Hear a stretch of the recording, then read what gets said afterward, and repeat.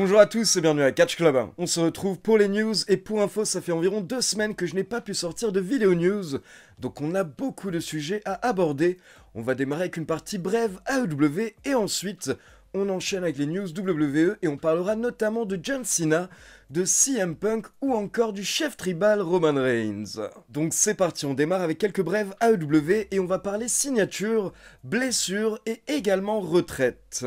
Alors d'abord, pour ceux qui auraient raté l'info, je rappelle que lors du dernier PPV de la AEW, la fédération a annoncé la signature de Will Ospreay, qui catch actuellement à la New Japan. Et pour info, à l'heure actuelle, Will Ospreay est toujours sous contrat avec la New Japan jusqu'à fin janvier. Et ensuite, une fois que son contrat avec la New Japan prendra fin, il débarquera alors à la AEW à partir de février 2024.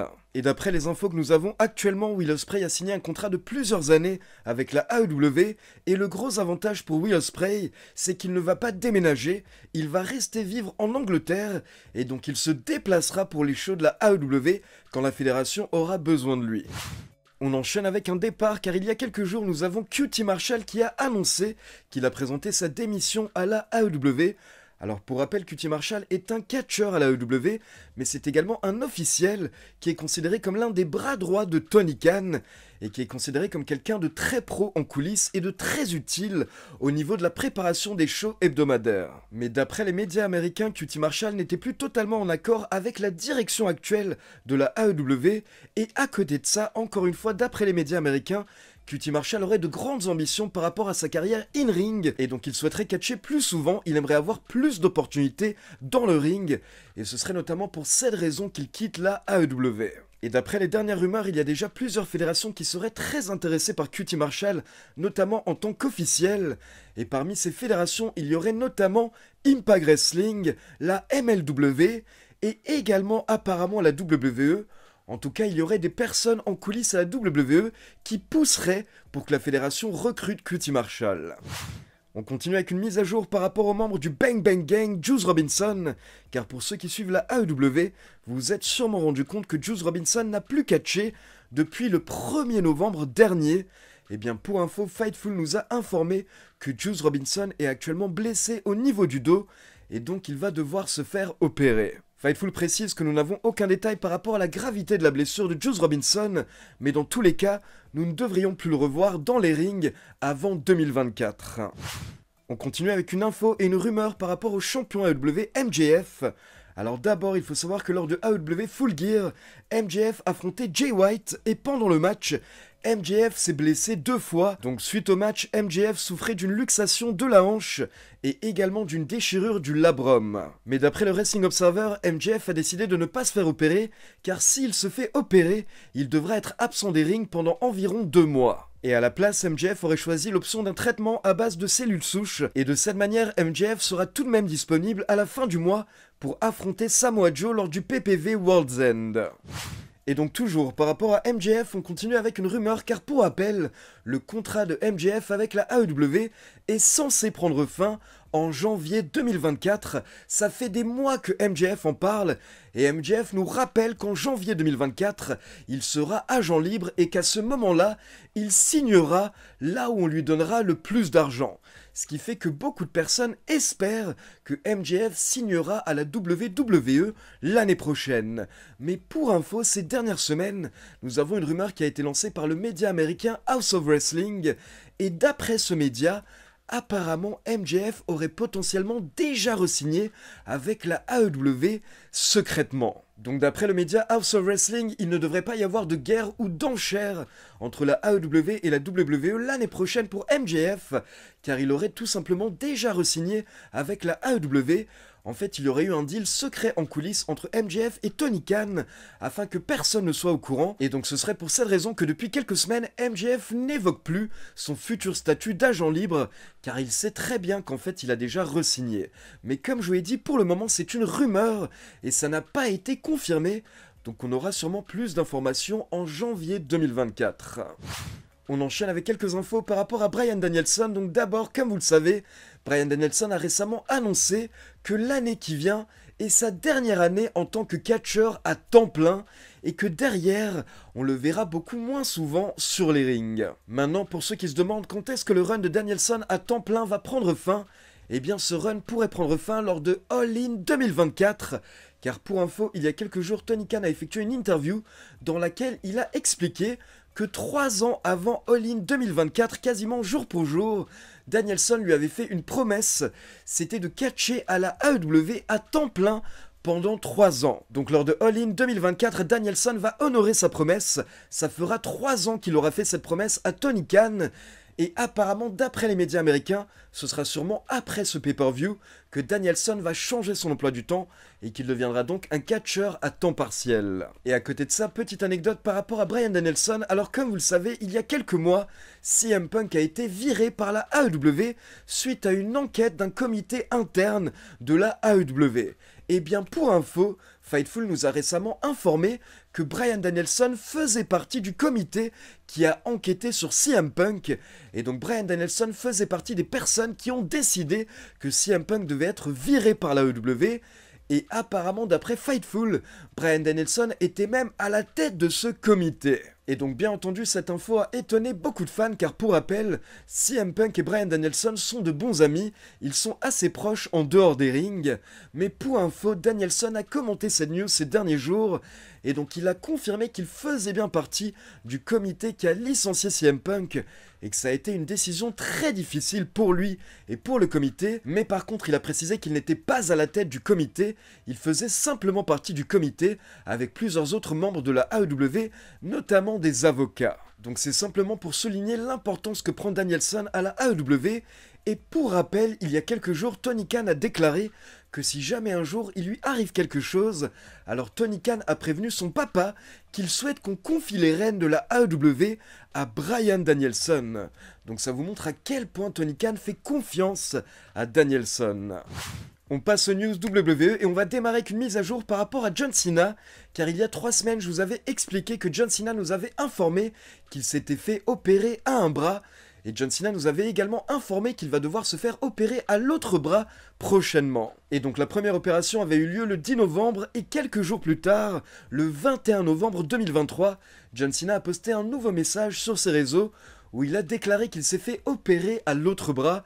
Et il a confirmé encore une fois que l'opération s'est bien passée. Et comme vous le savez, maintenant que la grève est terminée, John Cena devrait retourner à Hollywood. Mais ça ne l'empêche pas de suivre ce qui se passe à la WWE. Ce qui fait que ces derniers jours, John Cena a commenté le retour de Randy Orton.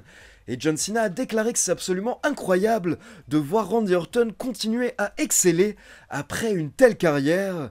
John Cena a ajouté que c'est un énorme renfort pour SmackDown. Et petit conseil aux superstars de SmackDown, faites attention au RKO. On enchaîne avec une news assez triste qui concerne Tamisic aka Sunny. Alors pour rappel, il y a quelques semaines, je vous avais sorti un nouveau top 10 des superstars qui sont passés par la case prison. Et dans ce top 10, je vous avais notamment parlé de Sunny, qui a fait plusieurs allers-retours en prison et qui a eu un gros accident de voiture en mars 2022 qui a coûté la vie à quelqu'un. Et donc dans la vidéo top 10, j'avais expliqué qu'à l'heure actuelle, Tamisic est incarcéré dans l'attente de son jugement qui ne devrait plus trop tarder. Et bien pour info, il y a quelques jours, nous avons eu le jugement de Tamisic. Et donc Tamisic a reçu une peine de 17 ans de prison. En effet, Tamisic a reçu 10 ans de prison pour conduite avec un permis suspendu ayant causé la mort de quelqu'un et 7 ans de prison pour conduite en état d'ébriété ayant mené un homicide involontaire. Sans transition, on enchaîne avec une mise à jour par rapport à des naissances et d'abord, on va féliciter Alexa Bliss et son mari car Alexa Bliss a accouché la semaine dernière d'une petite fille qui s'appelle Hendrix. Mais ce n'est pas tout car la semaine dernière, Sammy Guevara et Tay Melo ont également annoncé la naissance de leur petite fille, Luna, donc félicitations aux nouveaux parents. Et pour rappel, le mois dernier, ce sont Corey Graves et Carmella qui ont également annoncé la naissance de leur premier enfant et suite à ça, il faut savoir que ces derniers jours, Carmella nous a informé qu'elle est légèrement blessée et qu'elle souffre d'un problème au pied. Donc voici ce que Carmella a déclaré. Alors suite à mon accouchement, j'ai un problème au nerf du pied droit. Donc tout le côté de mon pied droit est engourdi, c'est difficile pour moi de bouger mes orteils.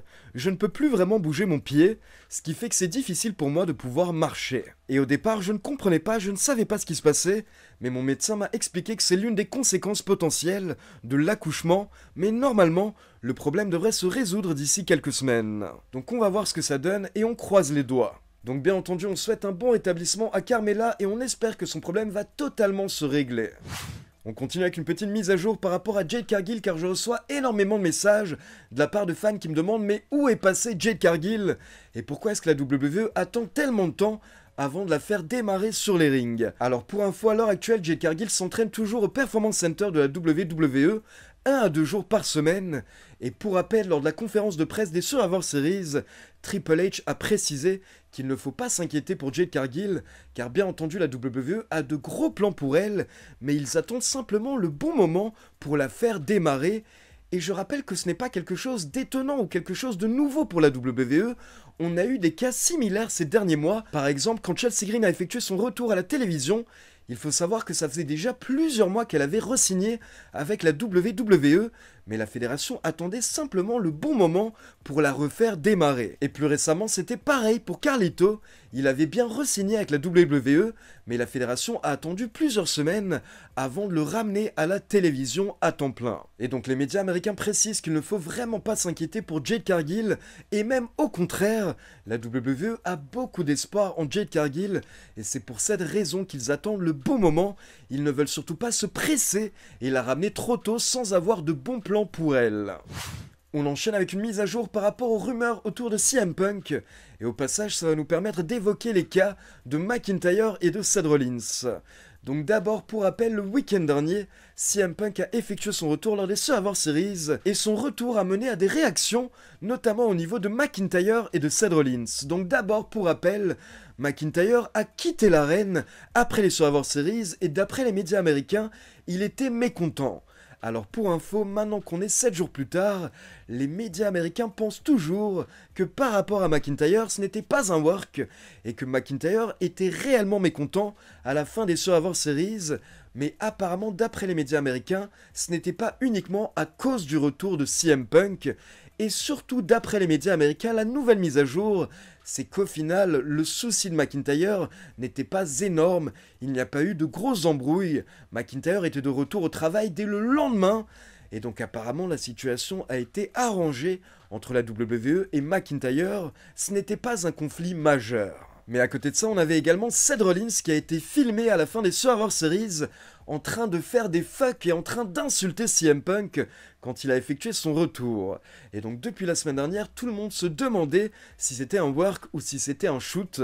Donc est-ce que ça faisait partie des storylines ou est-ce qu'en fait c'était une vraie réaction de la part de Seth Rollins? Et rapidement après le PLE, nous avions plusieurs médias américains, notamment le Wrestling Observer, qui supposait que c'était un work et c'était Seth Rollins qui préparait une storyline avec CM Punk. Et depuis, nous avons le média américain Sports Illustrated qui a sorti un gros article par rapport au retour de CM Punk, et dans cet article, ils ont déclaré que d'après leurs sources, la WWE prépare une rivalité entre CM Punk et Seth Rollins, mais également une rivalité entre CM Punk et Roman Reigns. Et donc dans l'article, Sports Illustrated précise que CM Punk devrait démarrer avec une rivalité contre Seth Rollins, et potentiellement, ça pourrait nous mener à un match entre Rollins et CM Punk en main event de la nuit 1 de WrestleMania 40. Mais pour le moment, ce n'est pas encore confirmé, c'est une rumeur. Mais en tout cas, d'après Sports Illustrated, Rollins et CM Punk vont bien avoir une rivalité, ce qui semble confirmer que le comportement de Rollins au Survivor Series était bien un work, et donc Rollins se serait simplement comporté de cette manière pour lancer la rivalité avec CM Punk. Et donc à côté de ça, Sports Illustrated précise que la WWE prévoit également une rivalité entre CM Punk et le chef tribal, mais plutôt dans quelques mois, donc plutôt l'année prochaine, ça c'est prévu pour plus tard. Mais comme je vous ai dit, que ce soit pour CM Punk contre Seth Rollins ou CM Punk contre Roman Reigns, à l'heure actuelle ce sont des rumeurs. À l'heure actuelle, ce n'est pas encore confirmé. Mais attention, ce n'est pas la rumeur la plus folle qui est sortie ces derniers jours, car la semaine dernière, Fightful a sorti un article où ils ont déclaré que d'après leurs sources, il y aurait beaucoup de personnes en coulisses à la WWE qui poussent pour enfin avoir le match entre CM Punk et Steve Austin. Et apparemment, toujours d'après Fightful, il y aurait beaucoup de personnes en coulisses à la WWE qui seraient très optimistes par rapport au fait que ce match pourrait enfin avoir lieu en 2024. Mais attention, le Wrestling Observer précise qu'à l'heure actuelle, la WWE n'aurait pas encore contacté Steve Austin et il n'aurait eu aucune discussion avec lui par rapport à ce match. Mais en tout cas, pour rappel, Steve Austin a effectué son retour l'année dernière sur les rings lors du main event de WrestleMania 38 Nuit 1. Et derrière, Steve Austin a déclaré qu'il serait prêt à remonter encore une fois sur les rings, mais uniquement si on lui propose une très grosse affiche. Sinon, il préfère rester à la retraite. Et donc maintenant, j'aimerais bien avoir votre avis. Dites-moi dans les commentaires quel match vous hype le plus. Est-ce que c'est CM Punk contre Rollins, CM Punk contre Reigns ou CM Punk contre Steve Austin? Et dernière petite rumeur par rapport à CM Punk, ces derniers jours, Fightful a déclaré que CM Punk aurait un comportement exemplaire depuis son retour à la WWE. Et Fightful a ajouté que ce n'est pas vraiment étonnant, car il y aurait potentiellement une clause de comportement dans le contrat de CM Punk. Mais encore une fois, Fightful a précisé que c'est une rumeur et pour le moment ça n'a pas été confirmé. Et donc on va terminer avec une news et une rumeur par rapport au chef tribal, Roman Reigns. Donc d'abord il faut savoir que ces derniers jours la WWE a annoncé les prochaines apparitions de Roman Reigns. Il faut savoir que Roman Reigns sera présent à l'épisode de SmackDown du 15 décembre 2023, puis il sera également présent aux épisodes de SmackDown du 5 et du 19 janvier 2024. Donc par rapport à ces apparitions en janvier 2024, on peut supposer que ce sera pour hyper le Royal Rumble 2024, et justement, il faut savoir qu'à l'heure actuelle, il y a plusieurs rumeurs par rapport au potentiel adversaire de Roman Reigns au Royal Rumble 2024. Et donc d'après le Wrestling Observer, à l'heure actuelle, il y a 3 noms qui ont été évoqués en coulisses comme adversaire potentiel de Roman Reigns pour le Royal Rumble 2024. Donc le premier nom qui a été évoqué, et ça paraît évident vu ces dernières semaines, c'est Randy Orton, car comme vous le savez, Randy Orton est de retour et il a clairement expliqué qu'il souhaite se venger contre la Bloodline. Mais à côté de ça, d'après l'Observer, il y aurait 2 autres candidats potentiels pour affronter Roman au Royal Rumble. Il s'agit de LA Knight ou de Kevin Owens. Mais vu le dernier épisode de SmackDown, Kevin Owens a l'air plutôt occupé avec Theory, Grayson Waller et également Logan Paul. Donc je pense que ça va se jouer entre LA Knight et Randy Orton. Et à l'heure actuelle, Randy Orton est tellement chaud qu'un Randy Orton contre Roman Reigns au Royal Rumble 2024, je pense que ça pourrait faire rêver beaucoup de fans. Donc encore une fois, donnez-moi votre avis dans les commentaires, dites-moi quel match vous ferait le plus rêver au Royal Rumble. Est-ce que c'est plutôt Roman Reigns contre Randy Orton, Roman Reigns contre LA Knight ou Roman Reigns contre Kevin Owens? Donc voilà, c'est tout pour les news. Maintenant, comme d'habitude, c'est à vous. N'hésitez pas à laisser vos avis dans les commentaires et comme d'habitude, n'oubliez pas de liker la vidéo, de vous abonner à la chaîne et de cliquer sur la petite cloche pour être informé de la sortie des prochaines vidéos. Ciao tout le monde!